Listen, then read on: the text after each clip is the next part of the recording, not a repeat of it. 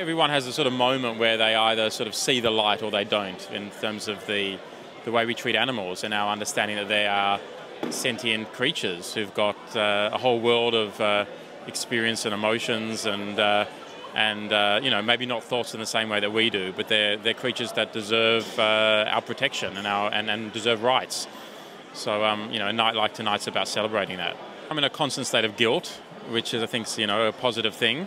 You know, I think that once you do have, you know, you are infested with that knowledge in a sense, you know, you can't get rid of it, and then you have to sort of work it through in some ways. And you know, life is about compromise. There's no way to be pure in this world, but I think it's that struggle that you know, people need to have in how we deal with animals. And I think, you know, in other social justice movements like environmentalism, people recognize that there is no black and white in a sense, but that it is about a struggle, and it is about trying the best we can to lead an ethical life. And that's really the approach that I take in the animal world, that I fail continuously, but you know, it's something that you aspire to.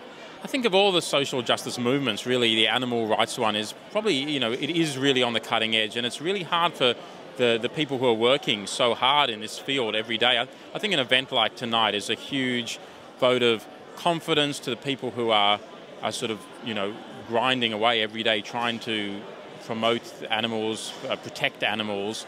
There seemed to be a lot of emotion here. I've seen people sort of in tears as well, as people feel really really warmed that there is a community, and Voiceless helps to provide that sense of community. And you know, obviously Voiceless's work outside of tonight is one thing, but tonight it's actually about drawing everyone together, people from all other animal protection organisations and people who are working at universities, whatever it is, and joining them together into a sense of community.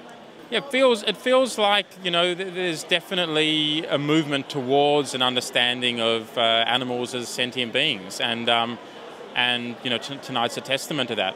I mean, at the same time, there are lots of pressures coming from the other side, the huge developing world, that's adding millions and millions of more sort of potential meat eaters to the world, and I think, you know, there's a lot of pressure coming through from that third world.